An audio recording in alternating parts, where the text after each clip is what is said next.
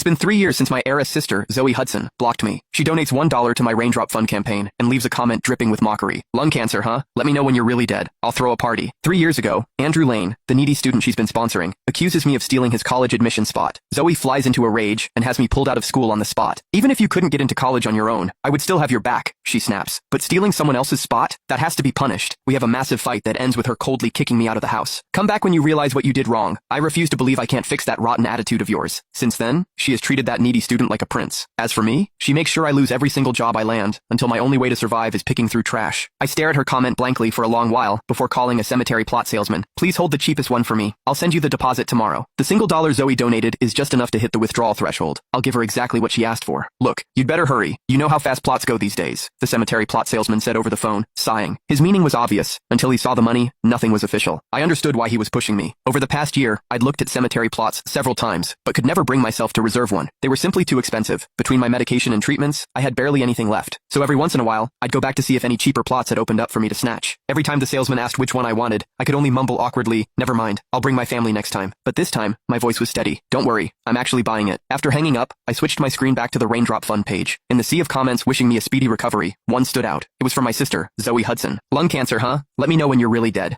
I'll throw a party. I read it over and over, still unable to believe those words had come from my own sister. Yet, thanks to the dollar she donated, my balance had finally reached an even $10,000, making it eligible for withdrawal. I pressed my lips together bitterly, and was just about to tap the withdrawal button, when a new donation and comment suddenly popped up. It was from Andrew Lane, the needy student Zoe had sponsored. He donated 1 cent and left a comment. Chase, come home. As long as you apologize properly, Zoe will forgive you. Don't fake something like this again. My fingers tightened around my phone, but after a moment, I said nothing, and submitted the withdrawal. Peanut, the stray cat I'd taken in, seemed to sense something was off with me, and kept rubbing against my feet. I crouched down to pat his head, then poured the last of the cat food into his bowl, filling it to the brim. He immediately limped over and started eating. He was a disabled cat with a badly broken leg. As he ate, he kept glancing back at me. When I met those pleading eyes, my own stung with tears. I felt like I was right back on the night Zoe kicked me out of the house. I could still hear her disgusted voice, cold enough to cut to the bone. If you won't admit you were wrong, then get out. I don't want you anymore. 3 years ago, Andrew had barely handed over his college admission spot to me, before he turned around and told Zoe I'd bribed a teacher to steal it from him. He put his entire future on the line, betting that Zoe would blow up. The only teacher who could have vouched for me had retired and was traveling abroad. No one could reach him. Andrew had timed it perfectly, and his bet paid off. Zoe flew into a rage, refused to hear a single word of my explanation, and had me pulled out of school on the spot. I broke down, and we had a massive fight that ended with her slapping me hard across the face. Chase Hudson, you've never wanted for anything a day in your life, she snapped. Did you really have to steal? Andrew clawed his way up from nothing. Do you have any idea what that spot meant to him? When she ordered me to apologize to Andrew, I refused, stubbornly insisting that I had done nothing wrong. So, in the end, she kicked me out of the house. That day, I just sat outside, waiting for Zoe. I thought she was just angry in the moment, and that she'd call me back inside when